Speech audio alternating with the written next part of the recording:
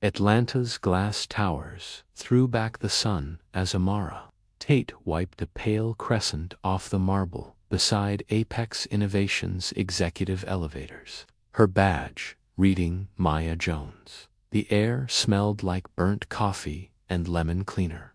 A tremor of vents threaded through the lobby ceiling. She kept her voice silent, but the recorder stitched into her sleeve listened hard. Clara Vaughn drifted over with a smile that didn't reach her eyes. "Custodial doesn't pause here," she murmured, nudging the bucket with a heel. The water lapped the rim, catching the light like a blade. "If clients think you're loitering, they question security. You won't like that conversation." A paper cup hit the floor inches from Amara's hand. Clara didn't look down. Ethan Wells exited the lift, suit crisp, gaze heavier than his tone. He clocked the cup, the mop, the manager. His glance slid back to Amara and stayed there, curious, almost warning. She lowered her lashes and adjusted the microfiber in tiny, precise motions, giving the camera the angle it needed. Overhead, a slideshow preached equity and trust while the guard at reception snorted at a text. Then the oddity stacked. A red wristband from last night's gala jammed beneath a baseboard. An access badge dropped near the restricted corridor, with a strip of tape over the name and a whisper from Clara. "Quotas look clean if you sort the right column, meant for no one in particular." A second later, an email preview flashed across a passing analyst's screen. Subject: wipe, body. Do it before the audit. The analyst flinched when he saw Amara noticing and veered toward the stairs. Amara palmed the badge, felt its edges, and raised the recorder's sensitivity. Thunder rattled the windows. Clara leaned close enough to share perfume and threat. "What happened next will shock you." Amara Tate learned to read rooms the way others learn languages, quietly tracing where pressure pools and who benefits when silence buys time in Atlanta.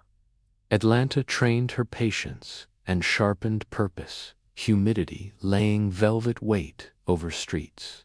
Where magnolia crowns opened and buses side beside glittering Peachtree Towers daily. Across town, Apex Innovations rose like a polished blade, catching sunrise and flinging it over Midtown, promising progress that Victor Langston never trusted without scrutiny.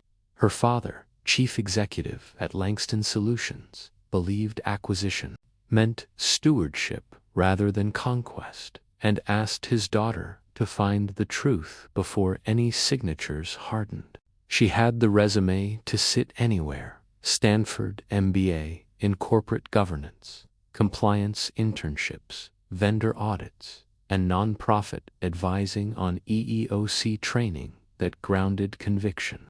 Yet her best angle required a low badge and plain shoes, entering Apex as Maya Jones, a temporary cleaner contracted through a rotating vendor roster.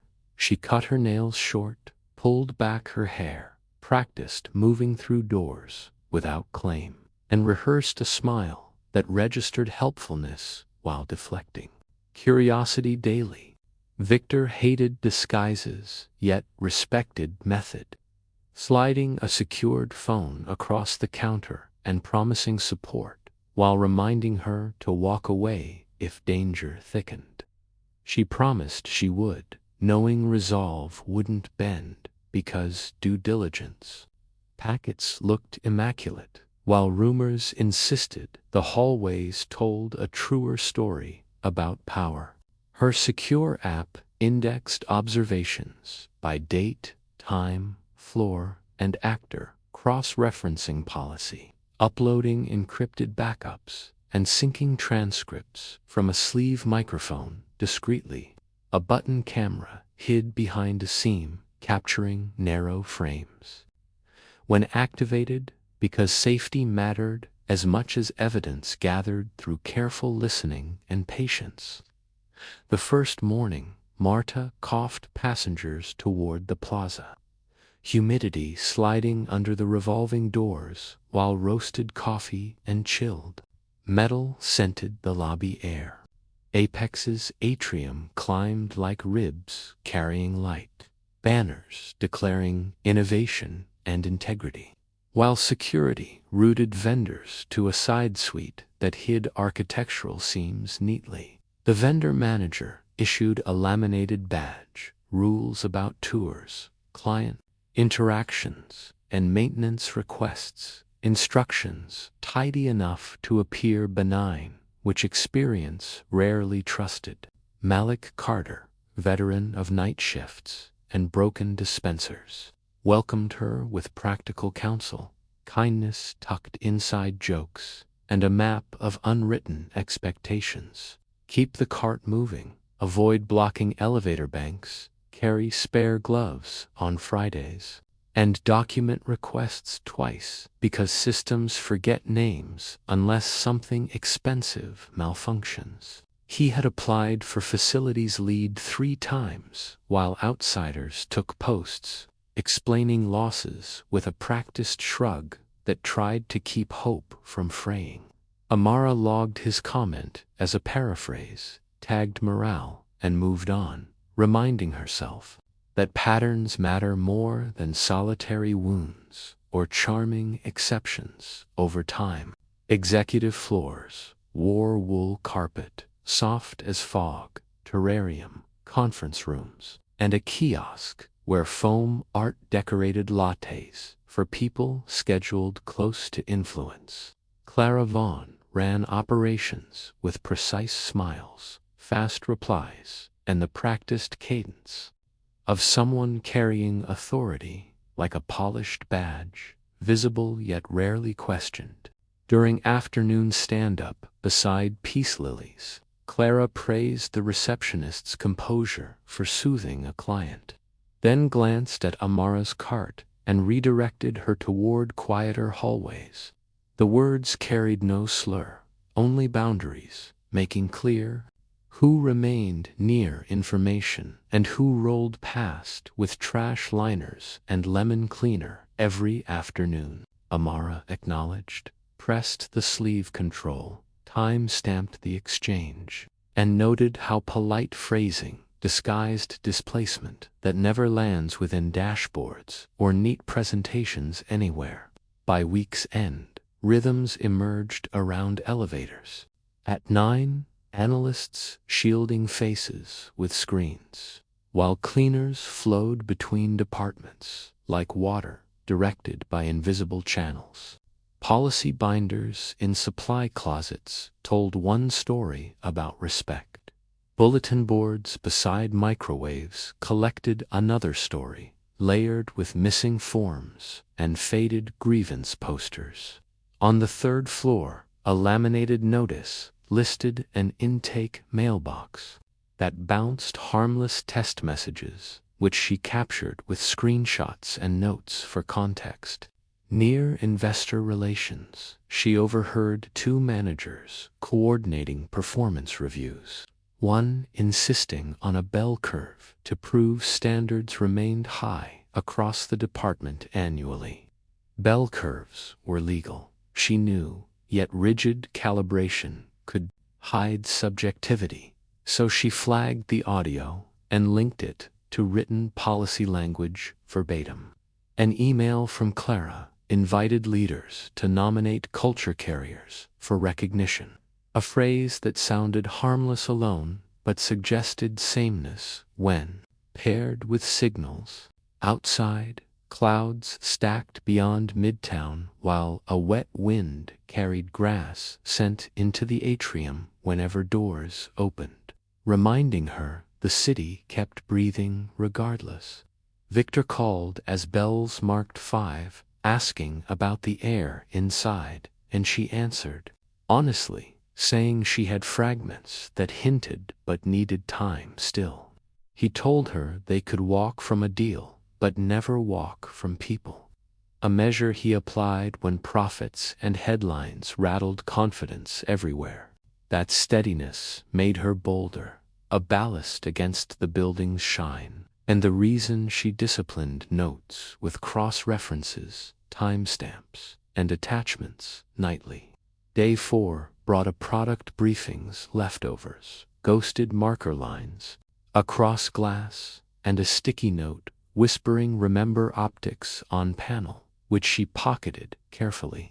Calendar listings announced a diversity roundtable featuring 3 near-identical resumes from similar schools, which she captured alongside the note to preserve the surrounding context precisely.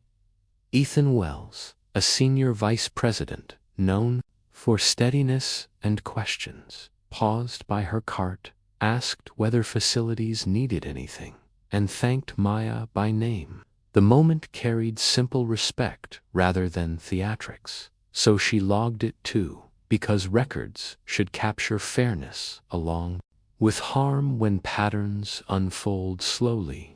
Back home, she spread notes across the table, sorting behaviors into exclusionary, performative, administrative, and corrective, and marking connections that showed shape without overstatement yet. She had enough to propose tendencies, not proof, so the coming week would chase documents, interview trails, and permissions that described who passed through gates.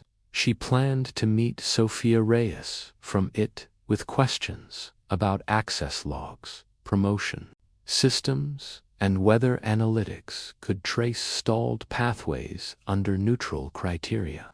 She aimed to study performance templates for language that rewards conformity, compare calibration notes, and test grievance channels that seemed mostly ceremonial.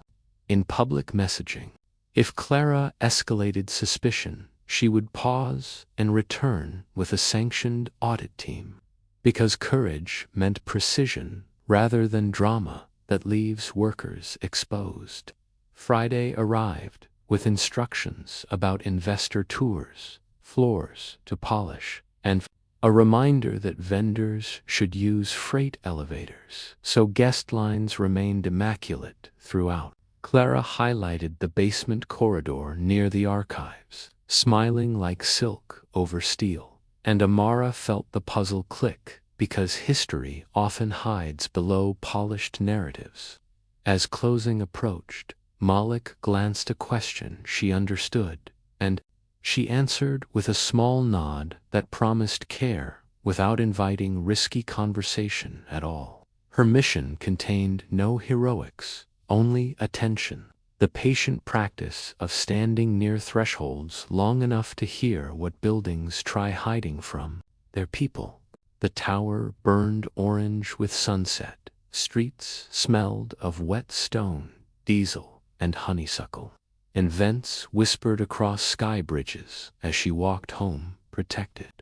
Victor's doubts met her resolve, and early evidence glimmered like beads of stormlight.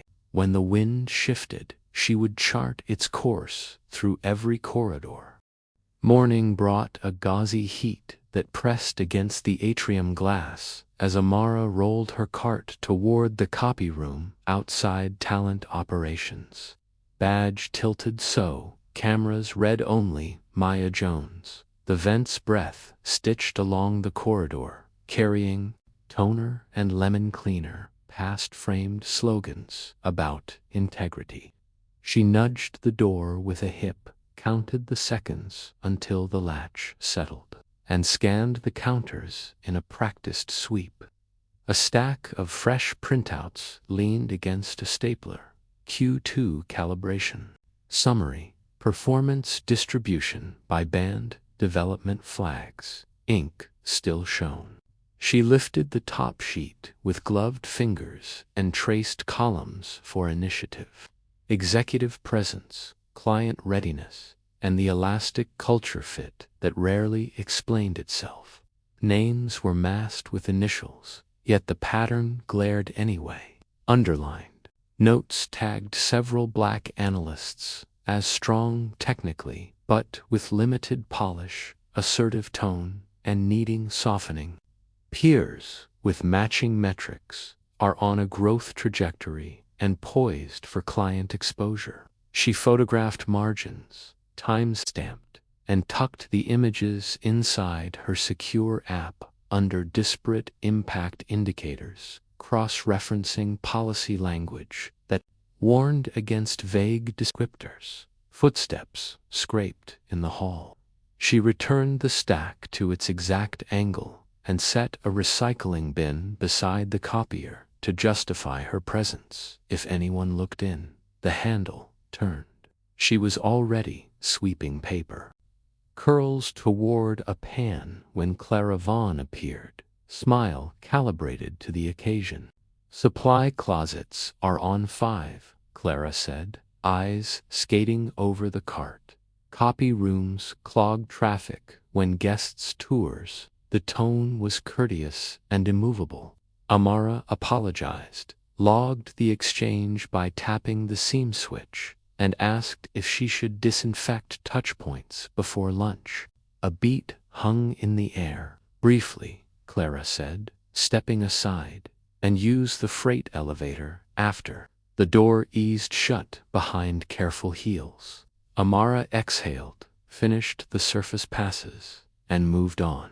At noon, the cafeteria filled with badge, beeps, and steam. Malik Carter waved her to a corner table near a vending machine that rattled like an old bus. He told her facilities had shifted his weeknights again, sending him to rotating sites while a newer hire shadowed the daytime lead. He had trained that hire, sat for the interview, and received a rejection that cited broader fit. He crumpled his napkin, smoothed it flat, and said that last year's evaluation called his communication style abrupt with management, while praising his flood response in the server room. The same sheet awarded lower marks on collaboration because he escalated a safety issue outside the chain of command. A colleague who ignored the leak received exceeds expectations for keeping calm. Amara recorded a paraphrase only, no names, and tagged the file criteria drift. Training requests, he said, hung until budgets closed, then opened for others after he had been rotated away. He laughed without humor, slid half a sandwich toward her in solidarity, and promised to show her the blinking sensor on 3 after shift. She declined the food, thanked him for the map nobody prints, and added a voice memo under morale and access blocks. Back on 4, a shredder hissed, while someone fed a ribbon of color-coded reports. She gathered stray strips that fluttered into the hall and pieced 2 together inside a liner. A header reading people analytics, risk flags, and a cell containing the phrase lacks polish for clients. Work beside a 3.0. Another fragment said remove from mentorship pilot in neat handwriting. She pressed the scraps under a notebook, shot photos, and filed them. A door thumped. Ethan Wells rounded the corner with a laptop and a water bottle. He nodded and asked whether the cleaning schedule could pass by the executive conference room. Before 4, she confirmed, steering the cart so he could slip through. His glance brushed the notebook, then moved on. The moment felt steady, so she logged it under counterfactuals, reminders that fairness existed even here. Late afternoon brought a calibration huddle in a fishbowl room by the atrium. Amara polished glass while ears gathered phrases that lived between policy and preference. One manager proposed standardizing ratings by bringing a few 4s down to 3s for optics. Another wanted to hold back client exposure for 2 hires until they refine their presence, citing concerns about tone. The only 2 names spoken belonged to black associates. Nobody objected.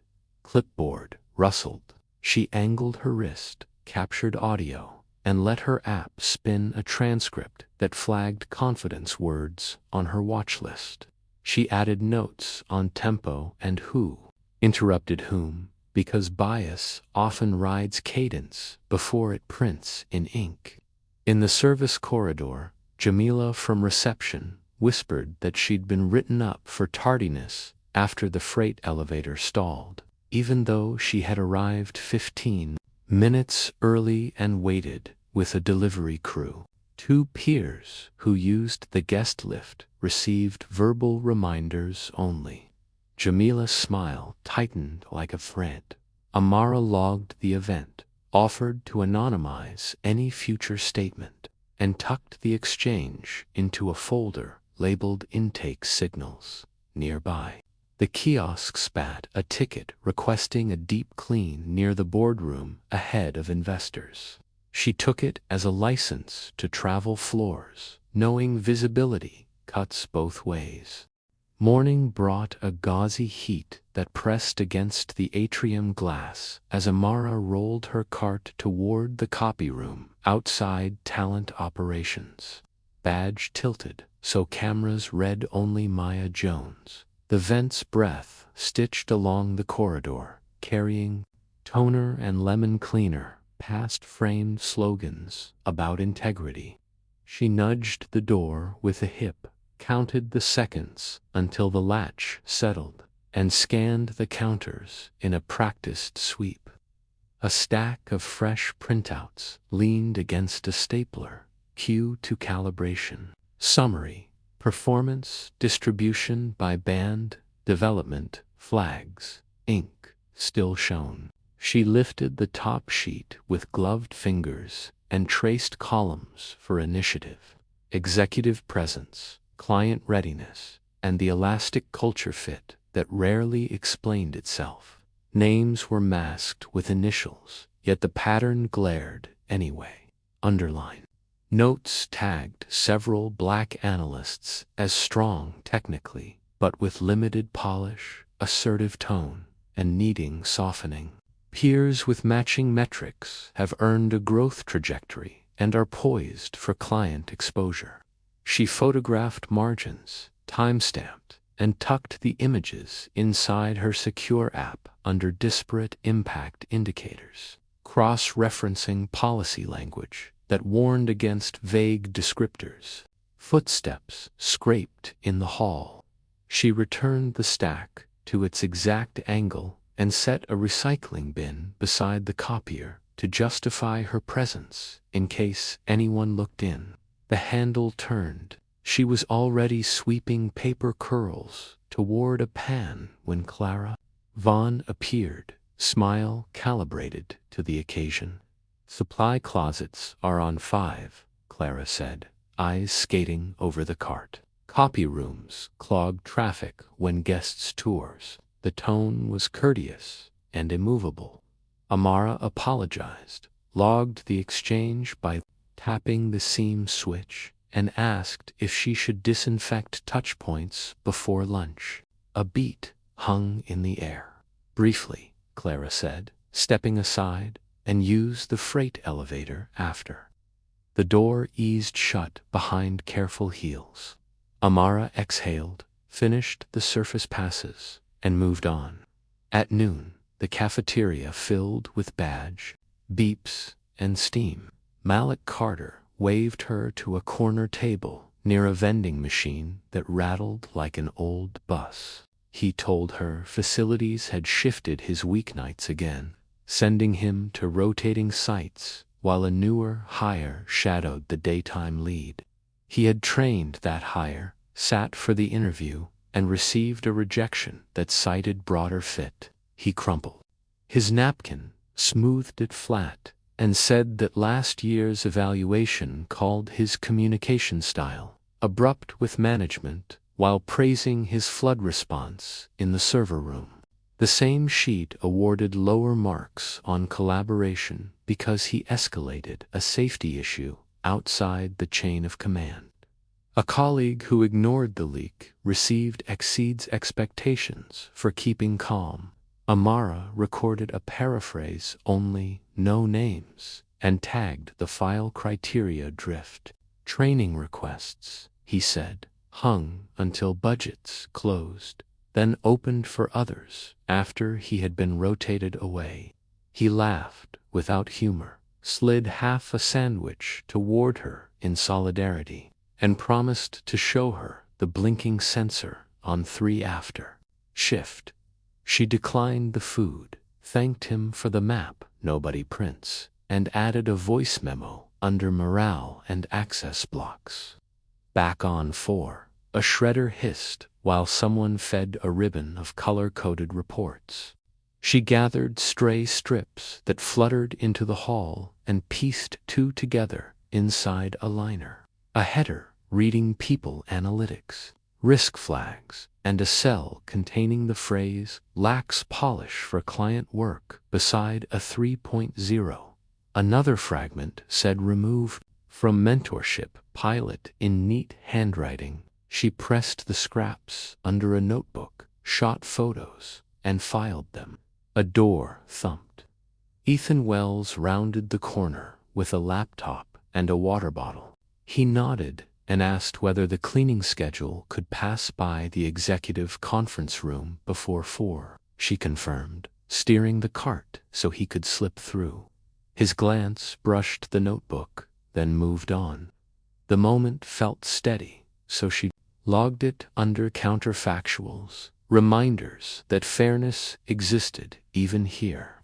Late afternoon brought a calibration huddle in a fishbowl room by the atrium. Amara polished glass, while ears gathered phrases that lived between policy and preference. One manager proposed standardizing ratings by bringing a few 4s down to 3s for optics. Another wanted to hold back client exposure for 2 hires until they refine their presence, citing concerns about tone. The only 2 names spoken belonged to black associates. Nobody objected.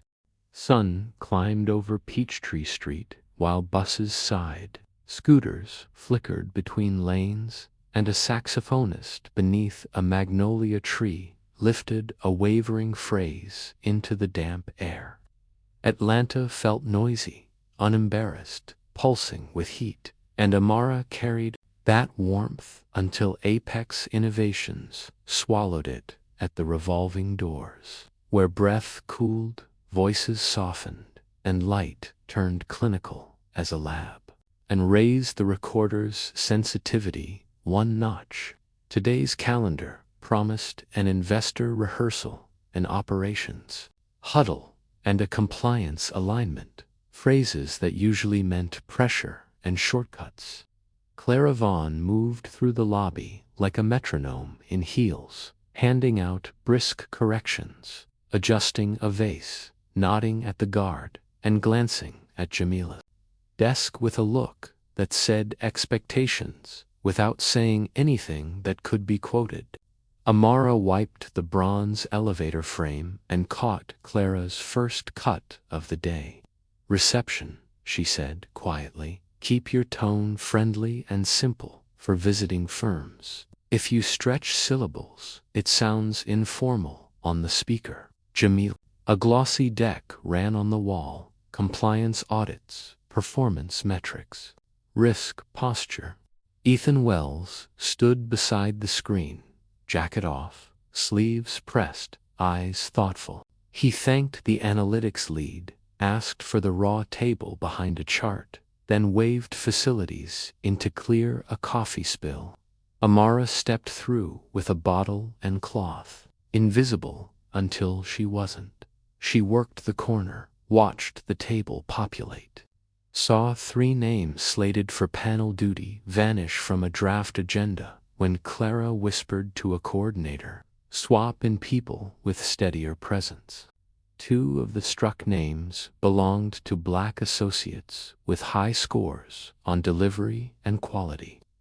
Ethan caught the change, hesitated, then asked if the panel reflected contributor diversity. Clara answered smoothly, "We're emphasizing poise. For this audience, Amara's stomach tightened. She polished the steel until her reflection steadied and captured the exchange, along with times. A people operations manager leaned toward Clara near a ficus. "Quotas look fine," he said. Clara's reply came like a knife laid flat. "Quotas are a paper shield. Keep the dashboard green. Then manage exposure. Diversity quotas satisfy auditors, not clients." The words chilled the corridor more than the vents. Amara held still, spun her wrist so the mic could drink every syllable, and pressed the app bookmark that labeled files critical. The manager swallowed. "Optics. We place them where visibility helps numbers and hurts nothing," Clara said, eyes on an email. "You know the drill." Doors opened and closed. The building pretended not to hear. Amara rolled on heart, steadying by force. In the cafeteria, Malik Carter stacked trays while describing a morning reprimand for using the guest elevator to haul a leaking bag when the freight stalled again. A junior tech who rode up with him had received a grin and nothing more. He laughed without amusement and said, "They see my vest before they see a fix." She wrote that line exactly, added elevator outages, and promised to push a maintenance ticket photograph through her system. Outside the window, noon traffic swarmed. Food trucks rang bells, cyclists cut past crosswalks, and the street looked alive enough to refute everything upstairs. Back in the war room, Clara ran a stand-up that turned rough quickly. A black engineer presented a security patch, voice even, slides crisp. Clara interrupted after 2 sentences. "Slow down. Your intensity reads combative on client calls." Moments later, she let a teammate debate the design at twice the volume, without correction, praising his energy afterward. Amara polished the glass and documented interruptions, adjectives, and approvals side by side. Ethan finally stepped in with a soft redirect. Let him finish the threat model. The sequence matters for context. The room exhaled. Clara smiled, thin as a filament. "Of course." A coordinator pushed a stapler toward Amara's cart with her foot, as if doing a favor while avoiding proximity. The gesture belonged in a museum of microaggressions. Amara photographed the whiteboard lists as they rotated: panel names, mentorship pilot, rehearsal slots, a sticky note read, wipe deck after 4, optics. She pocketed nothing, touched nothing, but captured everything. When the session broke, Ethan held the door.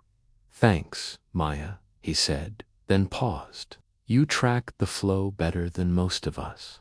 He looked amused with himself for noticing. "Watch your step near the AV rack. Cables are a trap. Respect without performance." She nodded, grateful for a reminder offered like care, filed it under counterweight, and kept moving. The operations huddle followed, compressed into a 20-minute sprint. Clara told Jamila to reroute visitors to a smaller conference room because the larger space looked too casual on camera. She told a Latina project manager to soften the edges during the roadmap segment and suggested a white colleague lean into authority. Words like soften and authority did too much work for something that claimed to be neutral.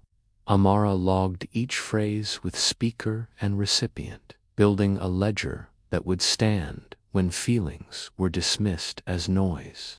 In a side office, she wiped fingerprints from a glass table while a people ops partner lowered his voice. "If we drop those 2 from mentorship, the distribution evens out." Clara didn't bother lowering hers. "Do it. We'll say availability. Conflicts It avoids a fight. The partner frowned. They earned it. So did others, Clara said, picking lint from her sleeve. We rotate to signal breath. Besides, they can resurface next cycle if optics demand it. The partner nodded, resigned. Amara captured the phrasing, the cadence, the practicality, that weaponized rules, then returned the cloth to the bottle like a ritual.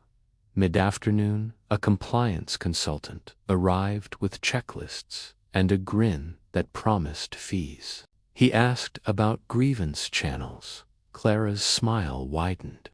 We deliver median response times well below industry norms.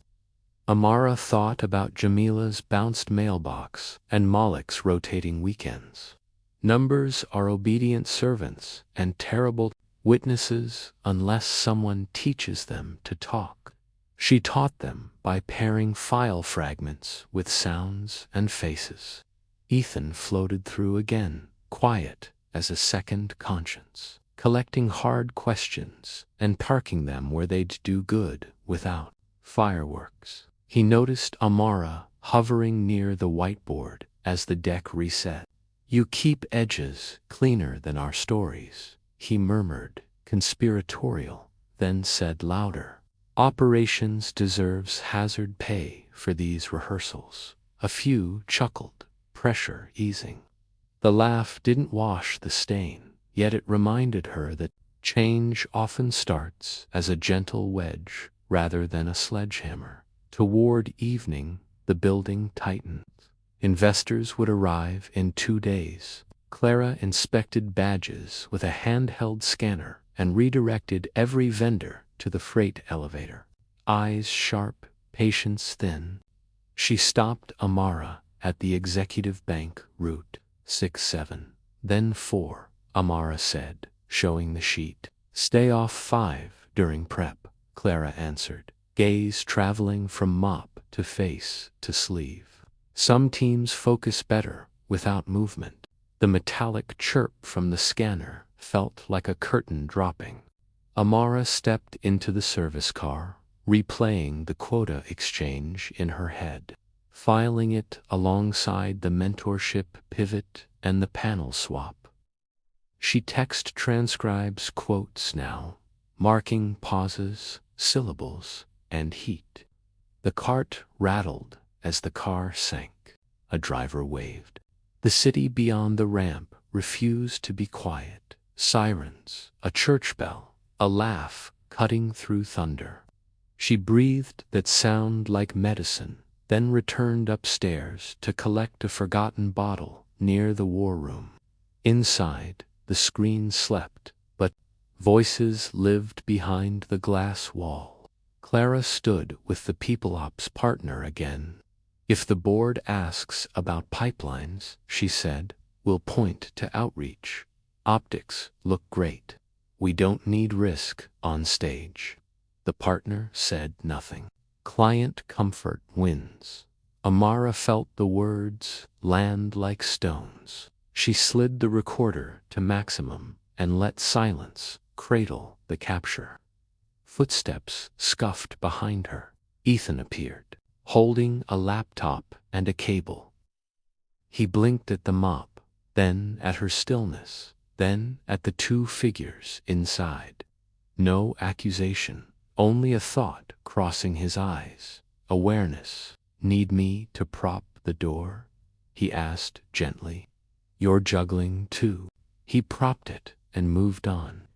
That small kindness rang louder than the thunder that followed. She finished the floor, stowed her cart, and stitched the day into her archive, a labeled thread through hostility that didn't need slurs to scar. Evidence that spoke in managers' voices, and notes on the one executive who noticed more than he said. Atlanta still throbbed outside, neon on wet asphalt, food truck smoke curling behind laughter, a saxophone chasing a melody toward midnight. Inside, air vents whispered over empty chairs, as if practicing a lie. Amara read her transcript one time, confirmed that the phrase diversity quotas sat exactly where reality placed it. Uploaded the file using the dual key and sent Victor a message with nothing but a subject line, pattern recorded.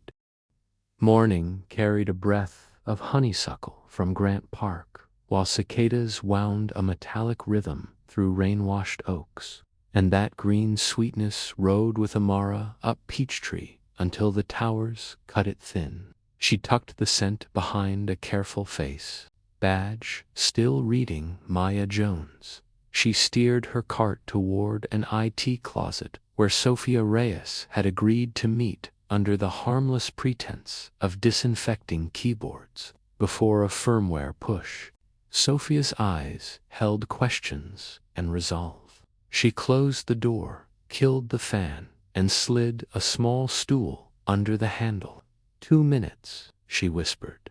Amara angled her sleeve so the recorder could hear without catching a reflection. Sophia opened a terminal, pulled up audit trails, and highlighted rules that rerouted the complaint's mailbox to a seldom-checked archive. Someone created a filter with admin rights 6 months ago, she said, tapping a timestamp. It masked alerts, then throttled bounce reports. Amara felt the pattern sharpen like glass under light. She read the change ID twice, recorded the screen, and asked whether logs could tie approvals to specific roles without exposing private data. Sophia nodded, then produced a sanitized export that showed role groups, not names, with change windows aligned to off hours. Enough for a map, she said.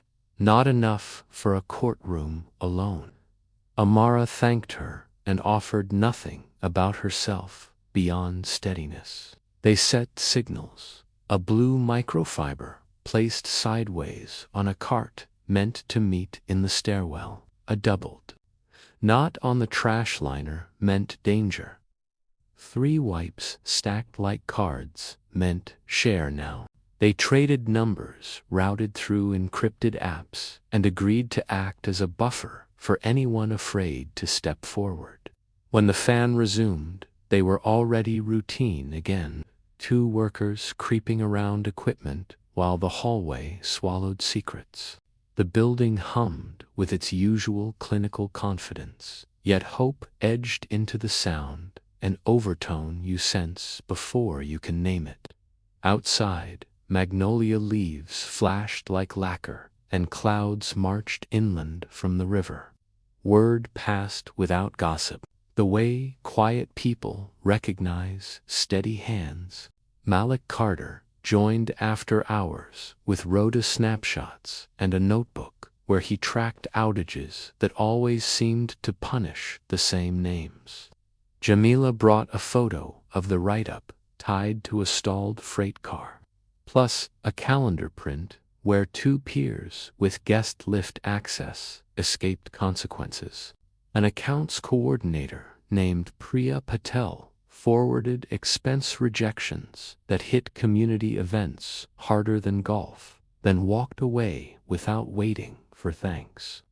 A data scientist slipped a chart under a door showing how review adjectives clustered by team and tenure. Ethan Wells drifted near a whiteboard during prep and asked operations to keep vendor routes clear, then added, almost to himself, good stories need clean paths. He still didn't know who she was. His instinct to protect work that mattered. Read like readiness rather than suspicion. That morning's hope soured by noon when an announcement landed with the dull shock of furniture dropped upstairs. Devin Brooks, a black analyst whose risk models kept projects honest, was terminated for repeatedly using an unprofessional tone. The message arrived as a single paragraph about culture standards, signed by People Ops and stamped with Clara Vaughn's approval. Amara had heard Devin ask careful questions 2 days earlier, had watched him sit back when interrupted, had seen his draft review praising accuracy paired with the same vague caveat that had shadowed so many others. She captured the notice, tied it to her stack of mentorship pivots and panel edits, and felt urgency click from quiet to electric. She texted Sophia, "Record mailbox, state now." Sophia replied with a file hash within minutes. Outside, sunlight burned the pavement so bright the crosswalks looked new. Inside, air cooled around grief that pretended to be order. Ethan found her near the war room, wiping fingerprints that weren't there. "They moved fast," he said, reading silence like sailors read wind. Sometimes speed is a tell. She kept her eyes on the cloth and asked whether investor rehearsals would proceed unchanged. He gave a weary half-smile. "Everything proceeds unchanged until it can't." Hope didn't retreat. It rearmed. She filed Devon's exit under Catalyst, linked it to mailbox, throttling, mentorship edits, calibration curves, and the quota remarks she had already captured. Then she built a small kit: spare recorder, charged battery, duplicate key, extra mask, and a folded card listing timestamps to revisit. The kit slid under the cartliner, a promise to herself that momentum wouldn't outrun care. Atlantis. Streets answered with summer sound buses sighing, kids shouting near an open hydrant, a vendor ringing a bell, life insisting on color, even while an office tried to drain it. Victor Langston called just after 3. His voice carried warmth under steel. "Board moved the timeline," he said. "Accelerated vote, possible within a week. I need a preliminary record by Friday that can withstand crossfire." She pictured his hands folded on a table, the same steadiness that once talked a partner into restoring benefits after a bad quarter. "You have enough?" he asked. "Enough to draw lines," she answered. "Not enough to close the loop without allies inside." "Then build allies," he said. "I'll handle cover if alarms start ringing. Move quickly, move cleanly." She promised delivery and cut the call, feeling urgency flow through her like voltage, not panic, more like purpose finding muscle. When the rain finally lifted, Georgia flashed a generous face. On her way home, she cut across the Jackson Street Bridge, where vines climbed chain link and the skyline hovered like a polished promise, finally willing to listen. The air smelled of wet clay, sweet gum, and charcoal. Tree frogs chirped while cars hummed across the deck. Beauty didn't excuse anything inside Apex, yet it lent breath. She opened her phone, sorted captures into a working brief, and drafted headings: mailbox manipulation, subjective ratings drift, mentorship tilt, panel substitutions, discipline variance, and accelerated exit. Beneath each, she placed dates, quotes, and artifacts. Urgency and hope braided inside her like two wires twisting toward light. She texted Sophia a thank you and asked for a log preservation note that would survive scrutiny without exposing any person. The next day began with a whisper and a dare.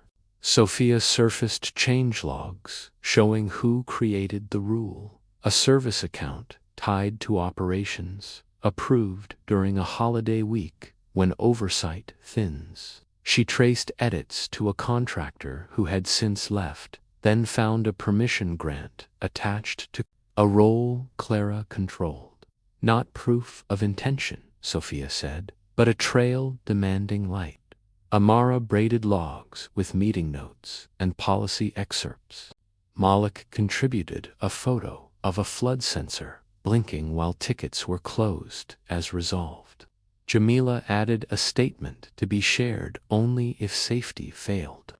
Priya delivered a spreadsheet of reimbursements where community gatherings hit friction while golf cleared instantly, each piece nested into a larger frame that no single person had to carry alone.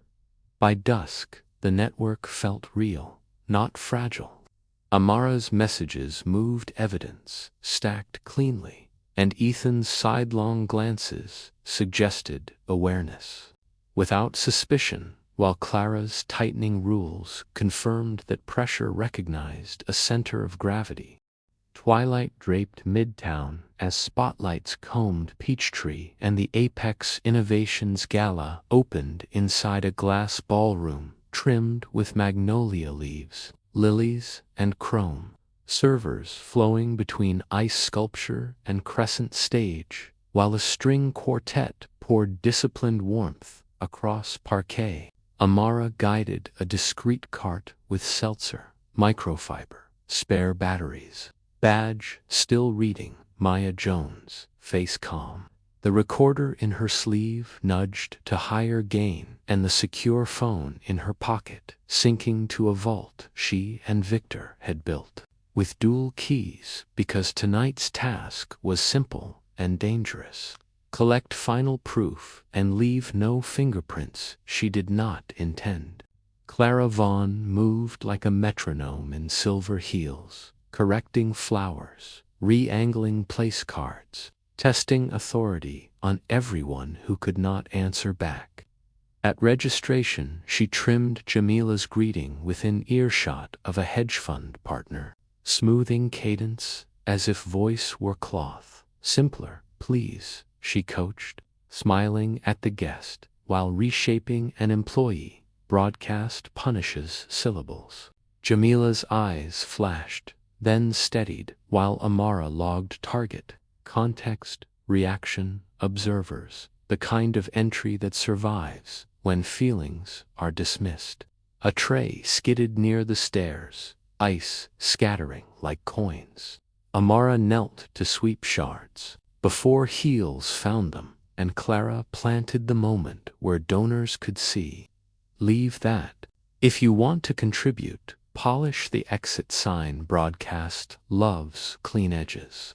Laughter pricking the air, light enough to float and sharp enough to cut. Heat climbing Amara's neck until Ethan stepped between her and the crowd, crouched as if studying a cable, and handed a clean cloth without meeting her eyes. A small shield that refused spectacle, and she logged the humiliation with steady hands. Breath even, camera working, under the cuff. Sizzle reels bloomed across the screen patents, smiling teams. Dashboards glowing like candied glass while Clara narrated from the floor. Voice measured, steps exact, a conductor tuning tempo as if climate, optics, and truth could be adjusted. At will, during a cut, she leaned toward a people ops partner, seat the two from design on the periphery. Strong on optics, unpredictable at Q&A, the partner nodding like a student learning to carry orders that leave no fingerprints. And Amara captured phrasing, tone, distance to mic, timing, applause, spikes, noting who earned permission to interrupt and who folded when the room stiffened. Sophia Reyes appeared by the AV rack, hair twisted up, pass clipped to denim, telling a tech, if channels drift, I'll swap frequencies, while pretending to sort labels as she slipped a thumbnail drive beneath a coaster, whispering, mailbox. Rule chronology with checksums roll groups only, mapped to your times. Their hands touching for a fraction that traded resolve. Amara pocketed the drive, replaced a dying battery in the backup recorder while polishing a chrome rail, and returned as a hedge fund partner joked about translation layers for passion. Clara answering, we coach presence, a phrase that sounded like sanding people smooth which Amara logged with time code and floor position before Ethan paused beside junior staff. Take the mic if your point is clear. Don't defer because you're new, not loud, just exact. Shoulders lifting as he moved on without turning a moment into theater. The panel began with 3 polished voices at center and one nearly invisible chair on the edge.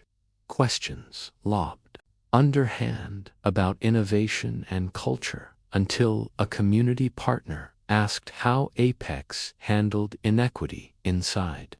Clara stepping to the mic with a smile bright enough to drown sirens. We measure rigorously and respond quickly. We're proud of our inclusion metrics. Anger rising like fever at Amara's collar as she listened for seams where marketing leaks truth. The next question probing departures, Clara's eyes thinning. At the same time, she spoke about market, movement, and personal goals, and Amara indexed the answer under narrative management, tagging it to Devon's termination. Near Desert, a sponsor requested a photo lineup that looks global but reads safe, PR obliging, with choreography that would impress a drill team.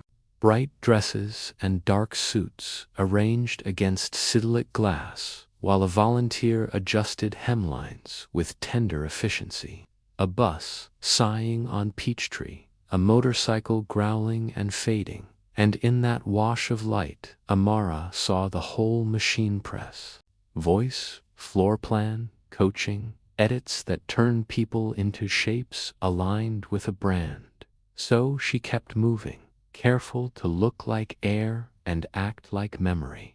Clara reappeared by the stage and called toward the cart. Custodial, visible cords bother.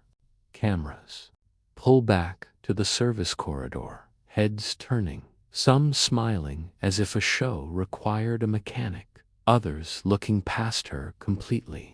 Amara retreated, chin level, and Ethan reached the lectern for remarks, accepted a folded card he didn't read, and faced the room. Progress without courage is choreography. The strongest stories here belong to the people who fix what the camera can't see.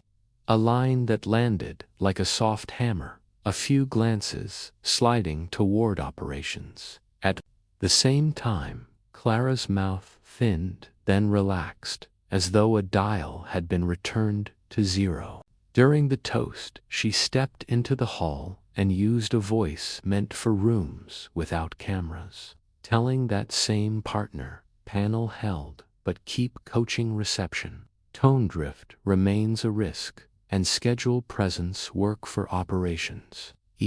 Improvisation, read off-brand, the scribble of compliance-minded obedience following close behind.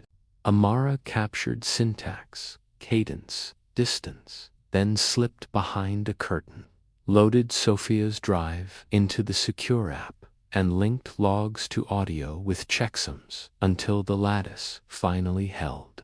Hands trembled, not from fright alone, but from the weight of many quiet choices layered into a single night that could bend a future.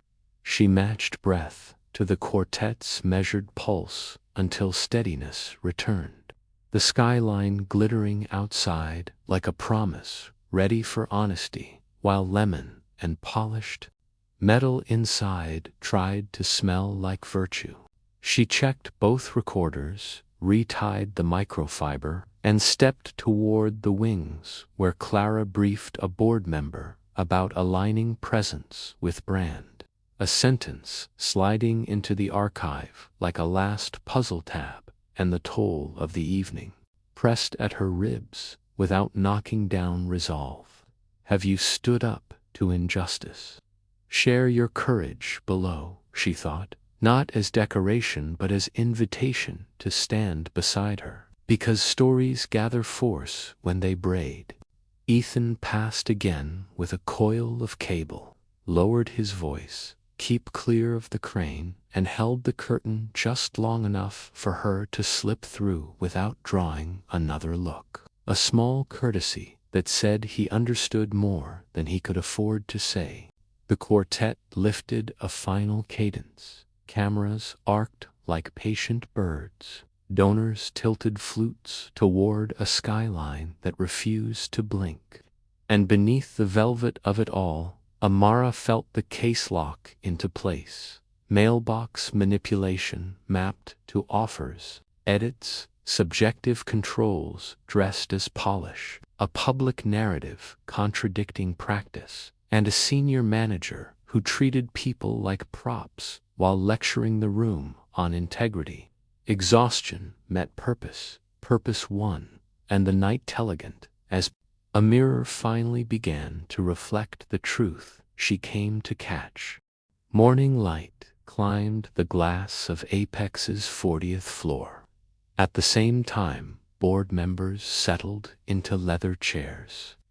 The skyline of Atlanta cut into clean panes behind them, and conditioned air dulled the hum of traffic far below, as if the city's pulse had been filtered from the room. Amara wheeled a modest cart to the credenza, badge reading Maya Jones, posture steady, recorder warm against her wrist, the small case inside the cart tucked beside microfiber and tape as if truth were only another tool. Clara Vaughn stood near, the head of the table, jacket knife clean, smile disciplined, trading low sentences with a compliance consultant about optics, narrative, and investor comfort, polishing each phrase until meaning slid like oil across glass. Ethan Wells waited by the display with sleeves rolled, greeting directors with a nod that carried attention rather than performance. When he noticed the cart, he shifted a chair so the path stayed clear. A quiet choice that signaled he would not pretend not to see. Victor Langston arrived without an entourage, rain shining on his cuffs from the walk across the plaza where magnolias breathed damp sweetness. He thanked Jamila for packets labeled governance, risk, culture, and asked the room to begin on time. Without theatrics.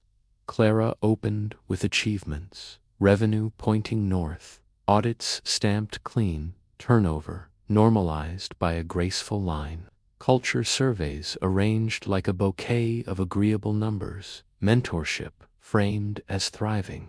Then she tilted her chin toward the door and said, "Custodial, we're in session." But Amara replied calmly that operations had requested her for last-minute setup. And Ethan confirmed the note about AV risk, pressing any challenge into the carpet, slides, advanced roadmap, security posture, brand voice until, Victor asked, beyond surveys and awards, what hard proof supports our inclusion claims, and how is it gathered? Clara cited recognition, a compliance score, and benchmark peers. The consultant clicked to a fallback graph. Victor's face did not move.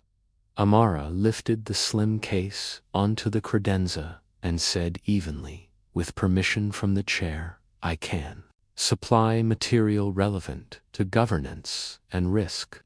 Silence gathered against the glass, Ethan's gaze fixed. Clara turned fast, eyes narrowing, as if a draft had found a seam. Victor's voice remained level.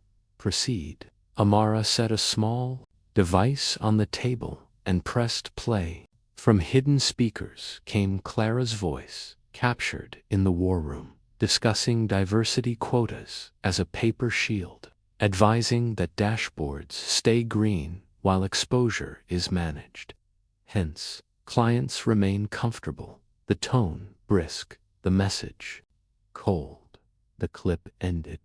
Outside, a train's horn wrote a thin line of sound through the city. Inside, silver pitchers sweated onto wood.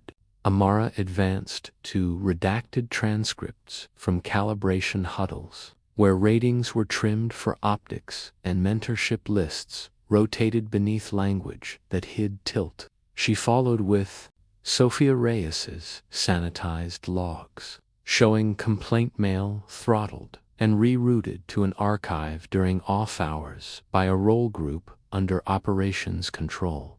Photos of performance notes appeared next, side by side, assertive tone flagged for black analysts, while the same volume in peers became energetic debate. Culture fit deployed like gauze to veil identical results. Client readiness deferred for some and awarded for others on matching metrics. The thread reached Devin Brooks's termination, a one-paragraph notice about unprofessional tone after drafts that praised accuracy yet docked presence, and then panel edits where two qualified names vanished in favor of a steadier presence. 2 hours before a run-through, Ethan leaned forward, not startled now, only resolute, hands flat on polished wood. Clara found a small laugh and said the clips lacked context and the logs reflected routine maintenance. Nothing more than administrative noise.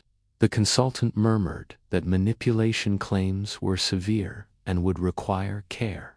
Victor looked at the device, then at the badge on Amaris's chest. She unpinned it, set it down, and said clearly, "My name is Amara Tate. I entered as Maya Jones to evaluate Apex's culture for a potential acquisition by Langston Solutions. These materials were collected under a strict chain of custody. Dual key encryption, independent backups, time-stamped indexing, and role-limited exports. Sources are protected by role, not name." Breath left the room like air dropping through an elevator shaft. The guard outside leaned a fraction closer to his screen, though he could not hear. Dawn returned to Peachtree with clean light and a steadier breeze, and Apex began rewriting itself in that clarity. Victor appointed Ethan interim chief of operations and empowered a governance committee with veto authority over ratings, mentorship, rosters, and panel assignments. Templates changed first. Behavior-based criteria replaced fuzzy phrases. Calibration edits required evidence trails, and any note about tone demanded concrete examples tied to deliverables. Sophia restored the grievance mailbox, removed throttling rules, and stood up mirrored archives that locked every change behind dual approvals. Jamila posted a confidential hotline routed to an independent ombud who answered. Devin walked back through the lobby with quiet applause from colleagues, back pay arranged, rating corrected, and a path to lead the next risk sprint. Priya saw reimbursements processed equitably. Community partnerships received the same respect as golf. Facilities gained stable schedules so Malik could coach his nephew's league without having to negotiate every Friday.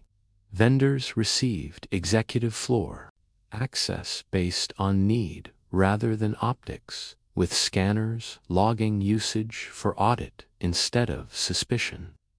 Quarterly dashboards now carry fairness metrics beside revenue, resolution times by department, mentorship, entry by tenure, promotion velocity by role, all sliced through a lens that refuses to hide patterns under averages. He asked for hard questions and answered plainly, then handed the mic to people who had not been heard.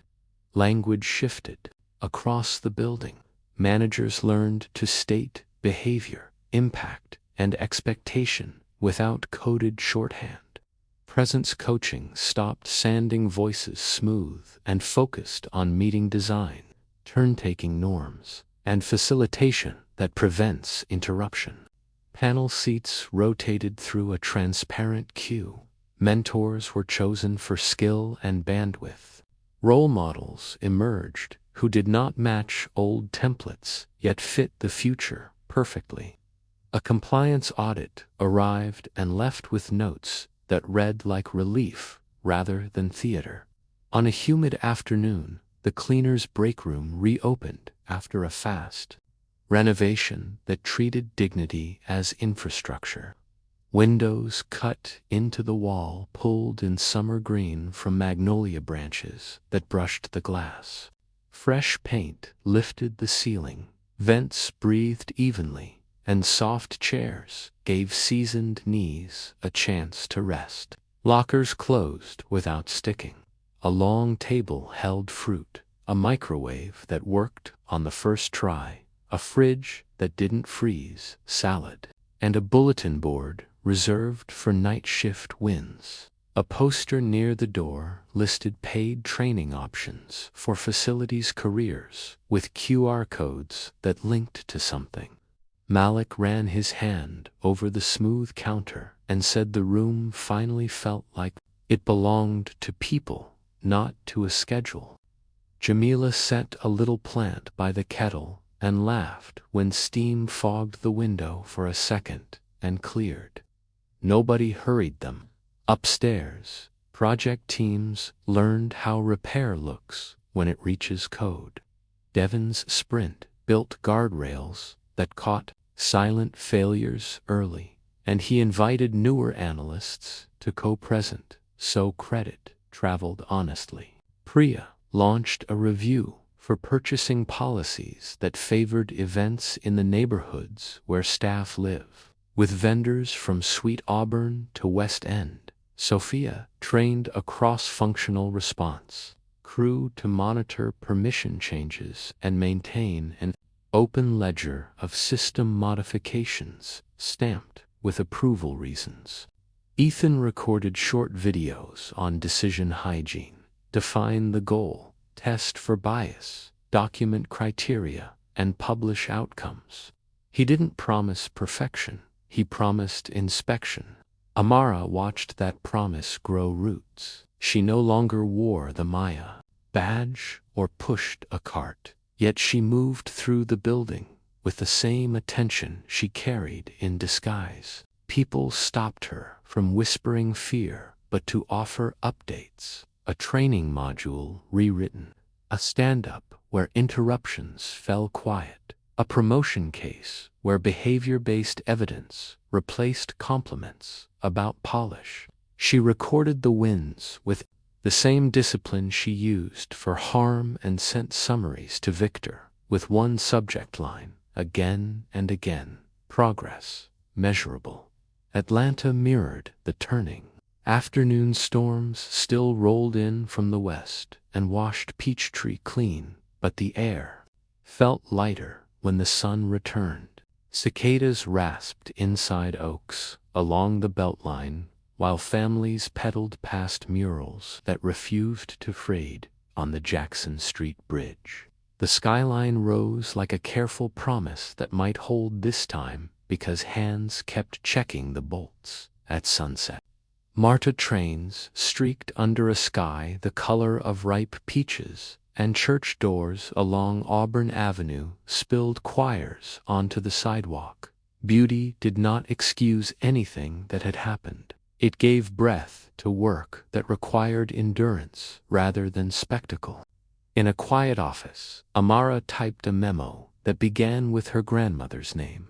That woman had marched in the heat with a fan pressed to her chest, rolled index cards to register neighbors to vote, watched dogs and hoses on black and white television, and still packed lunches for families headed downtown. She taught her granddaughter that dignity lives in structure water fountains that work, pay that arrives on time, policies that match the promise above the door. Amara kept those lines near every decision. She met with Ethan and the governance committee to codify practices to prevent memory from drifting.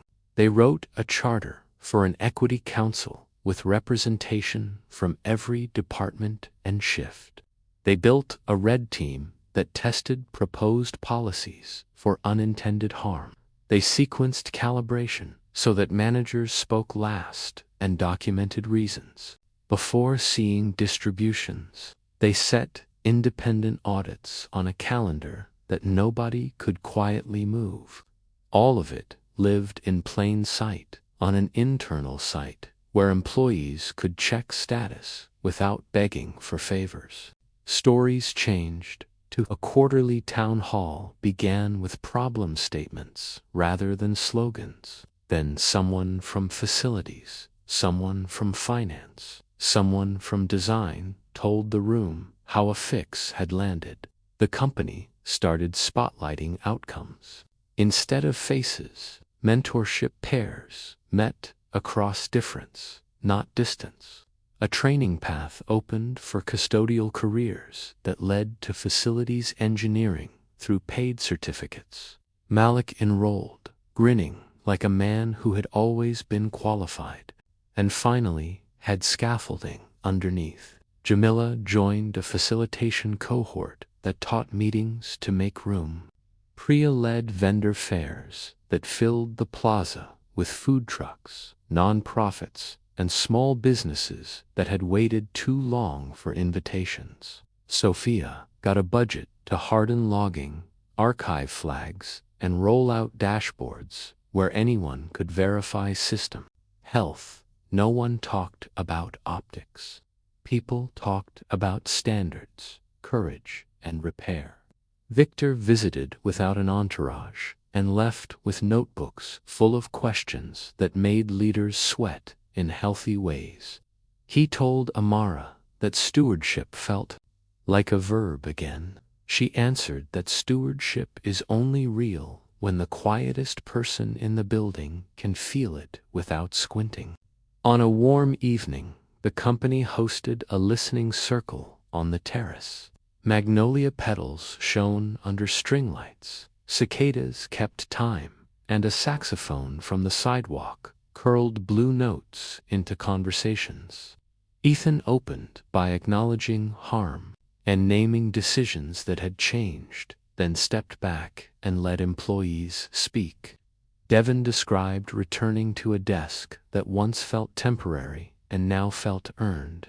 A receptionist recounted the first day a manager thanked her for steering a tense visitor through a delay and meant. The plant Jamila had, named Pearl, leaned toward the window. Someone had pinned a postcard of the Jackson Street Bridge to the board with a note that read, "Hold us to this view." She sat with Malik over coffee that didn't taste burnt, listened to his nephew's score from Saturday, and thought about invisible victories baked into schedules that now respected families. The weight she carried had changed. It felt less like armor, more like a plow. That shift did not erase fatigue, yet it moved feet forward. She stepped onto Peachtree, where buses sighed, kids raced scooters, and a woman sold cold peaches from a stall painted the color of sunrise. Across the street, a mural declared, "We keep each other safe." That sentence fit the plan taped inside her notebook. Keep reporting lines open, keep audits independent, keep data public, keep doors unlocked for vendors, keep curiosity higher than speed, keep policy human. Apex would still face quarters where margins thinned and pressure came hard from investors, but now the frame could hold. The building had learned that excellence cannot rest on silence. Atlanta taught that lesson first, and Amara's grandmother taught it again. It lived now in windows that let cleaners see trees while they ate, in rosters that moved talent forward without translation, in calendars no longer bent to hide, in a culture voiced by many instead of guarded by a few. She typed one last note. To Victor Governance Review, complete controls in place. Live results, visible and sent it, with a photo from the terrace, where magnolia, skyline, and people shared the frame. Then she turned to the camera and spoke to anyone who had stayed with her through every corridor, archive, and meeting, to anyone who knows how heavy truth can feel before it lifts. Like, comment, and subscribe to join our fight for justice. Your story could be next.